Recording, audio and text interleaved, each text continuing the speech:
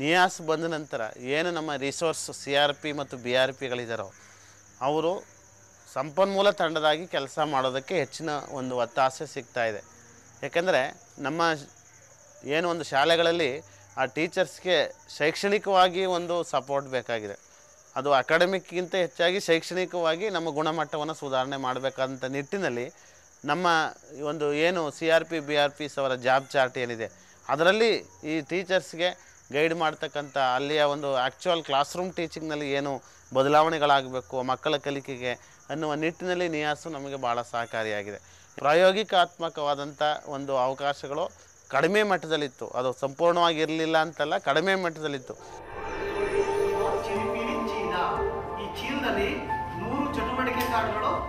An innovative program developed in collaboration with the Promise Foundation is that of the Kannada language program called the Kannada Kalika Kosha, which focuses on developing and supporting the teaching and learning of Kannada from classes 1 to 5.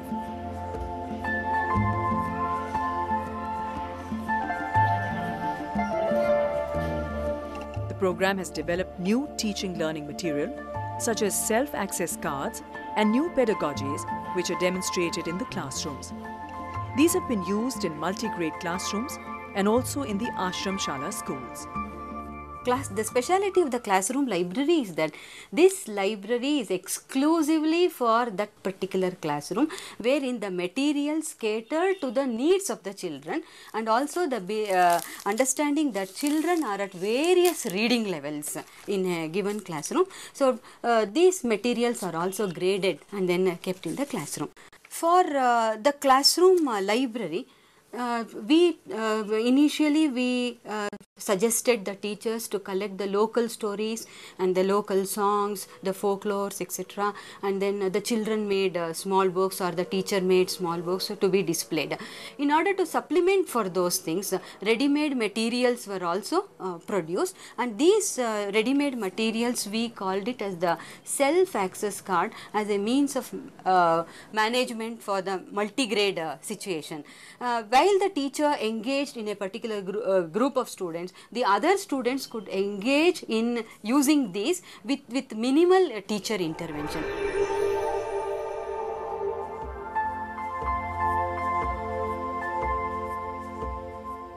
Another handbook focuses on developing a resource bank and training teachers in innovative and creative ways to integrate art into education.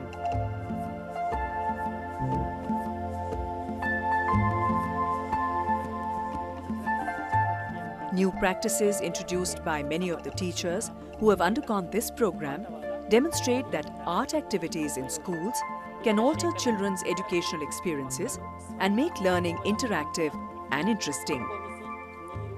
When we initially went to Chamarajanagar, we found first of all that the teachers were very diffident about teaching art because they felt they themselves were not artists.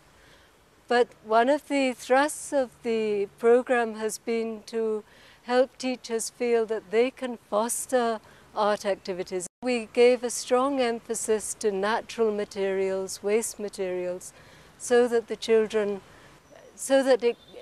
expense would not be a constraint when the teachers were thinking of art activities. We were asked to do the handbook in 3 months, and it has taken considerably longer than that. It's taken more than 2 years. But the process itself has been very important because the workshops that have been conducted with the teachers have really informed the shape of the book. Nias is working in this field.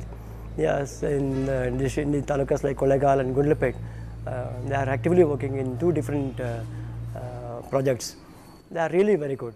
One is the teacher development program, and another one is the development of materials for the language development courses and mathematics. This is really paying in the classroom situations, particularly their program, District Quality Education Program, DQEP, in 20 schools. There are significant changes. There are progress in the academic progress of the children, and the teacher motivation programs are really paying, and their school process are qualitatively qualitatively improved now when compared to the previous situations.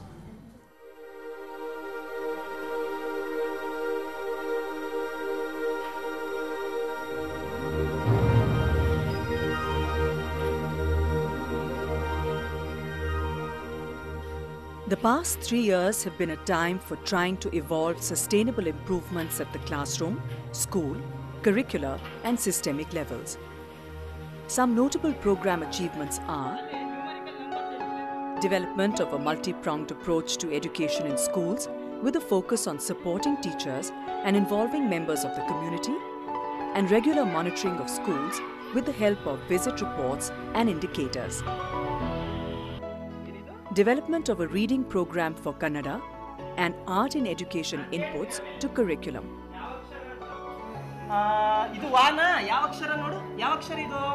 Work with the SSA and the DSERT to develop a handbook for CRPs and BRPs and training called Diksha to go along with it, and a teacher training management information system to be upscaled to the district and the state. Participation in the revision of the annual action plan of the Diet to bring in a district-specific focus and reflect the district needs brought out by the Karnataka State Quality Assessment. To develop a wing in the Diet with a focus on education of tribal children and to develop and network resource centers at the district and block levels.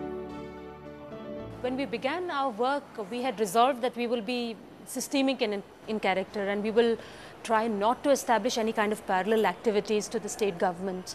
And for us, this has been tremendous learning, because we've had to learn how to work with policy institutions and statal institutions. State government circulars are often very progressive in their character. For example, they give autonomy to CRPs, they give autonomy to the diets, but the way in which these circulars are received on the ground often contradicts the spirit with which the policy has been made. So we've been actually trying to ensure that communication moves back and forth far more smoothly. One reason why they do listen to us is because I feel they know that we have a grounded position. We have a strong presence in the district, and we're not just speaking without experience. We're actually reflecting the voices that we have heard in the district back into the state's decision-making processes. That it is a privilege for us to be associated with Nias, which is National Institute of Advanced Studies, and that we should make full use of this project to improve quality and to collaborate with them in a very open manner without any hindrances. So that is why I have had quite a few meetings, and we have also set up a coordination committee, as I said, with the Commissioner of Public Instruction as the chairman. A realistic, experiential model, Vidyankura has found that its approaches and strategies to enhance the quality of elementary education in Chamarajanagar have changed since its inception. Working within an existing system has also presented unique challenges, some of which have been dealt with successfully, while others have not met with as much success. The project has come a long way since these past 4 years. We worked with the system, its structures and its processes. We've studied and documented schools, teachers and children. We've tried to integrate the community with schools and schools with the larger education system. We've been heartened by instances where, because of our inputs and our support to schools, there have been children who would have dropped out, otherwise have been retained in schools and have continued to go on to higher classes. We've also faced many challenges. We've experienced long delays over decisions. We've had to work very hard to gain the confidence of the people in the education department and also establish our credibility. But I think the single biggest challenge still lies ahead, which is for us to work towards evolving a locally relevant elementary education system. The core team of about 15 people on the field have developed into capable resource persons in their own right, dedicated to working for the benefit of children in the government school system. Very good. Meanwhile, the parents of these children, who are the direct beneficiaries of Vidyankura, can be assured that no effort will be spared in ensuring that this seedling of education in Chamarajanagar will grow into a strong shaded tree, sheltering and nurturing the future of this new generation.